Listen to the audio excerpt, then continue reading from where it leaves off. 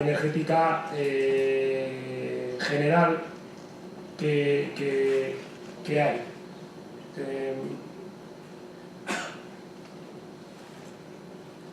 Luego los indicadores de energía. Pues aquí en estos indicadores de energía necesitamos el volumen, necesitamos la eficiencia del suministro energético, que es la diferencia entre la altura piezométrica demandada y la altura piezométrica inicial.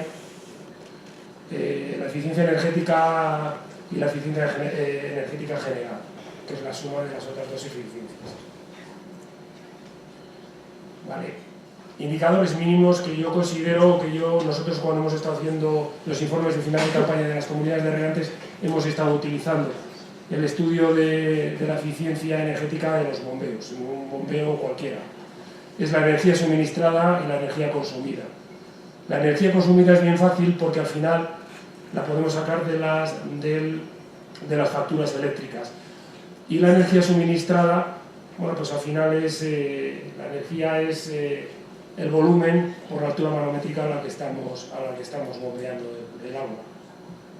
Y luego 0,0, el factor ese que tenemos ahí, pues es un convertidor para convertir las unidades de lo que estamos utilizando, de metros cúbicos y de metros de columna de agua.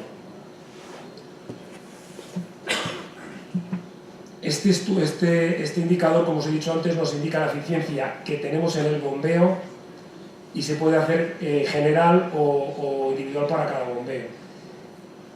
Esto lo bueno y lo ideal sería hacerlo para cada bomba, pero para eso necesitaríamos un caudalímetro por bomba para poder saber el volumen de agua que sale de cada bomba. Por eso es muy importante los caudalímetros que tanto los de parcela como los generales como los de cada bomba, para poder trabajar en este tema de eficiencias y poder ver la dispersión que tenemos año tras año y cómo se nos va comportando y cuándo hay que incidir en los mantenimientos y cuándo hay que incidir en los cambios de partes de las bombas. Por ejemplo, esto es un ejemplo de una comunidad de regantes y del sector 1 al 6 el volumen consumido son 16 millones de metros cúbicos en la campaña. A la altura del bombeo se ha bombeado una media de 80 metros de columna de agua. Entonces la suministrada, la teórica, la energía teórica, en teoría sería que necesitaríamos para bombear eso en condiciones ideales sería de 3 millones de kilovatios hora, y luego la que hemos consumido ha sido 6 millones de kilovatios hora aproximadamente. En el sector 7 nos hubiera pasado lo mismo, hemos hecho lo mismo, y al final esa diferencia es la que nos va a dar ese indicador que nos da 0,6 y 0,492. Esto es la clasificación de eficiencia que podemos tener, que es cómo podemos clasificar de A a E, de excelente a algo aceptable, y dependiendo de ese indicador que hemos dicho. Mayor de 65 sería pues excelente, nosotros estaríamos en el sector 1 y 6, estaríamos entre como buena, y en el sector 7 nos estaría diciendo que estamos que sería normal, y estaríamos 0,49%. Entonces, digo 0,49%. Entonces, ¿qué pasaría? Que valores inferiores al 50% necesita una puesta a punto de la bomba, del bombeo, etcétera, etcétera, etcétera. Esto lo bueno sería compararlo año tras año y vemos cómo se nos va deteriorando, como os he dicho, las bombas o el bombeo. El estudio de consumo específico. El estudio de consumo específico da la idea de consumo de energía por metro cúbico de agua bombeada. Es lo que os he comentado antes. Es independiente de las tarifas y tiene en cuenta las pérdidas de agua que podemos tener en el sistema. Se puede mejorar siempre, se puede intentar conseguir una mejora de este indicador incrementando la eficiencia energética de los equipos de bombeo, por supuesto, y luego también reduciendo las pérdidas de agua o llenados de la red, como os he dicho. ¿Qué pasa? Como se están bombeando, se está regando en periodos horarios sobre todo los meses de máxima demanda hídrica en los cultivos, que es el mes de julio y agosto, hay un periodo tarifario que es el periodo T1, que son 8 horas aproximadamente al día. Entonces en esa están económicamente, lastra tanto económicamente ese periodo que no se puede utilizar. Entonces, ¿qué pasa? Las comunidades de regantes dejan de regar.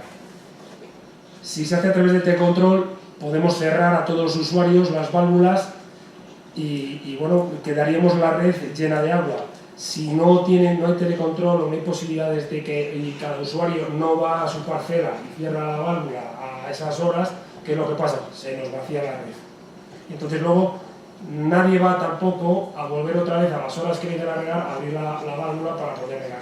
Entonces tenemos que estar llenando y vaciando, se está llenando y vaciando la red continuamente, y para llenar y presurizar esa red tenemos que hacer un gasto energético, tenemos que hacer un esfuerzo, o se tiene que hacer un esfuerzo para poder conseguir volver a presurizar la red y que todo el mundo tenga la presión de consigna en los hidrantes o en las tomas. Y luego también otro muy importante es la eficiencia de distribución de agua en la red, que son los volúmenes de agua en las tomas entre el volumen bombeado. El volumen bombeado me lo da el caudalímetro acumulado que hay en la estación de bombeo, y el volumen de agua en las tomas es, como os he enseñado antes, un hidrante. Ese contador individual, pues al final hay que hacer un contaje de toda la campaña de riego. Entonces, la suma de todos esos pequeños volúmenes entre el volumen bombeado debidas de las pérdidas de agua debidas a las fugas o a los llenados a las fugas de la red o a los llenados de la red que hay que hacer en esas paradas. Bueno, y una vez que hemos visto esas eficiencias, esos parámetros de eficiencia, hay una manera de ser bastante eficaz en las estaciones de bombeo. Y hay dos clases de regulaciones, una presión constante, otra por curva resistente o por curva de consigna o por curva resistente del sistema. Entonces la curva del sistema, bueno, lo veis aquí, a ver, la curva del sistema es esta, según, esto es una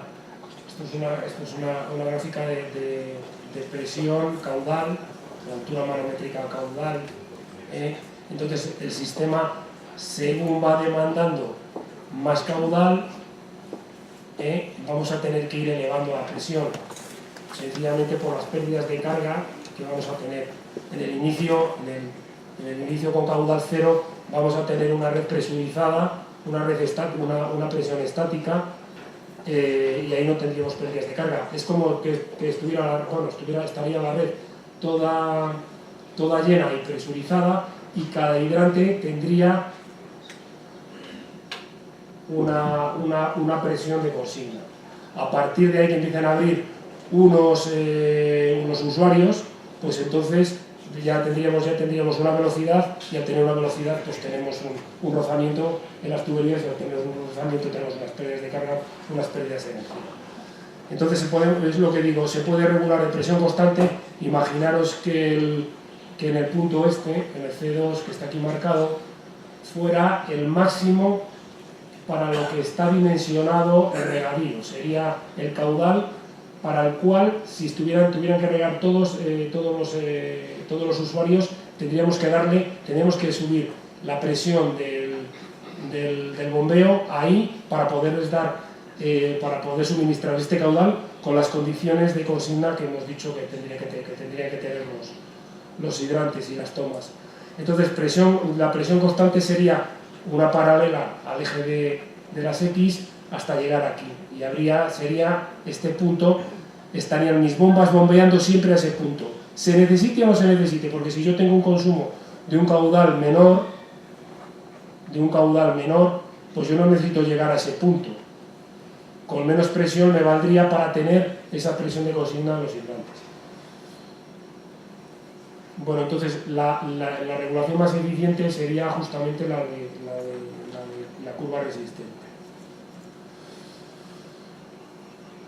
¿Cómo hay que hacer esto? Bueno, pues para poder llegar a... Rápido, vale, pues ahora.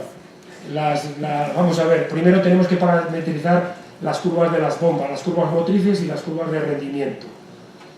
Y hay que parametrizarlas, esas curvas, a funciones cuadráticas que sean, pues la verdad es que lo mejor que no sean completas, sino que sean de este tipo.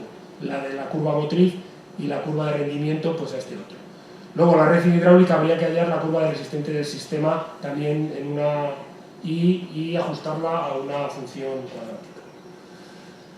cuadrática. ¿Cómo me sirvo yo para poder, de qué puntos para poder, se sabe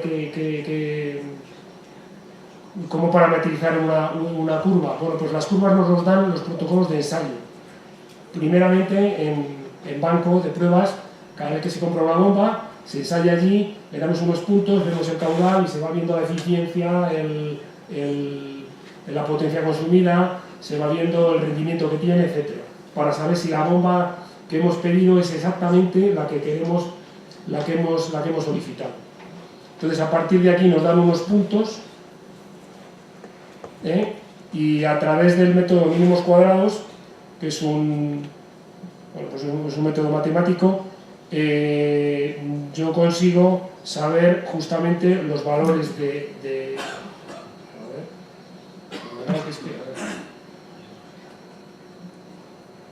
yo consigo saber los valores de los coeficientes de C y A que tienen que ser, que son estos dos. Entonces lo que he hecho ya ha sido ajustar una curva a una función para luego poder trabajar con esa función continuamente.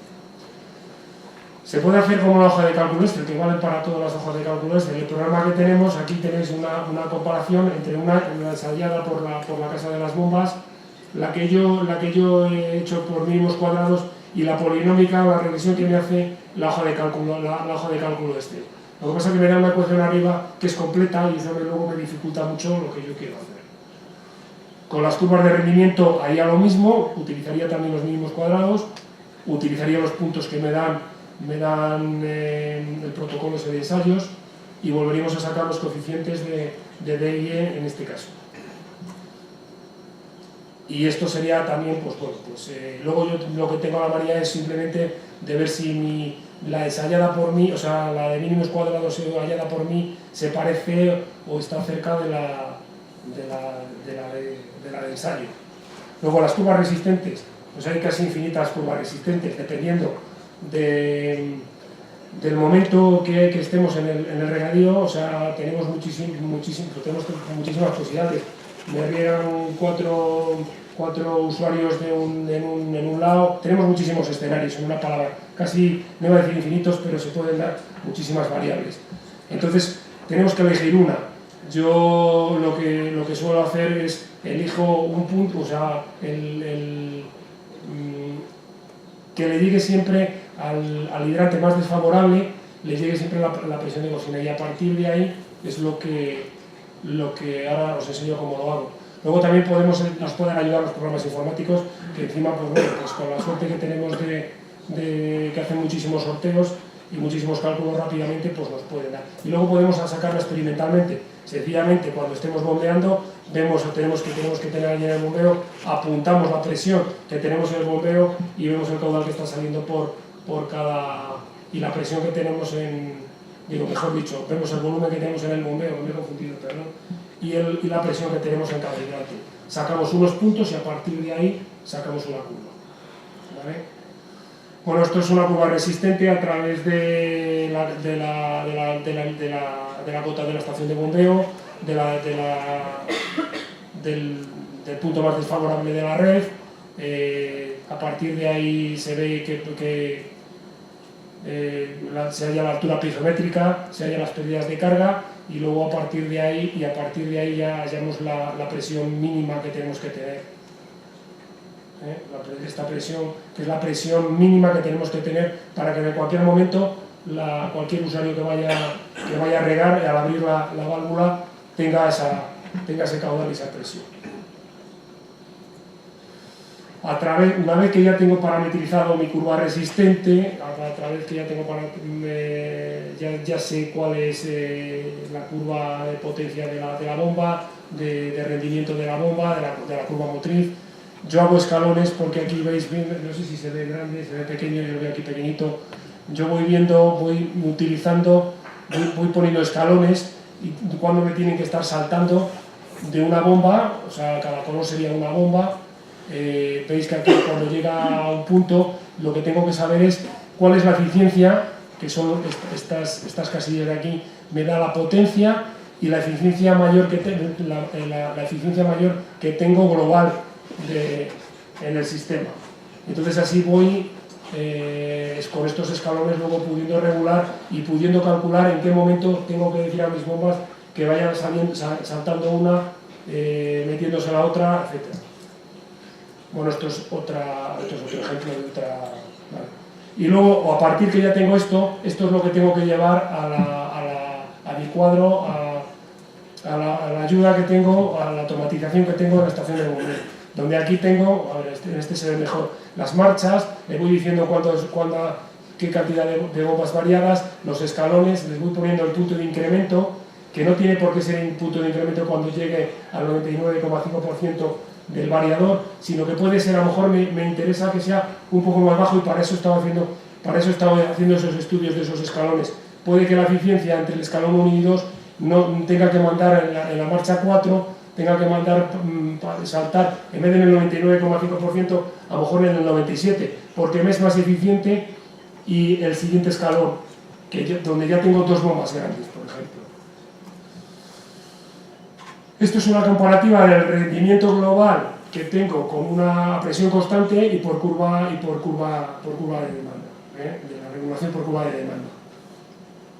Es más continuo, si os dais cuenta, el de curva de demanda, y hay unos puntos que eso me está diciendo, por ejemplo el punto este de aquí abajo, esto me está diciendo que necesitaría otra bomba variada más pequeña para poder quitar y bajar y subir esos puntos que tengo de eficiencia del 60 al 65% hasta casi poderla llegar hasta aquí para tener un 80 o 80 y tantos de la bomba. Y luego, esta es también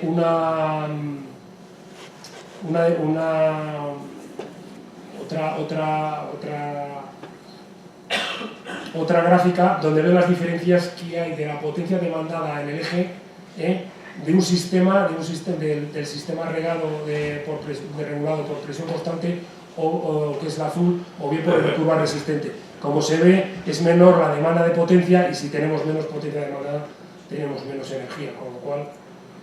Y bueno, y esto es lo que os puedo contar un poco de la experiencia de lo que hemos estado haciendo hasta ahora.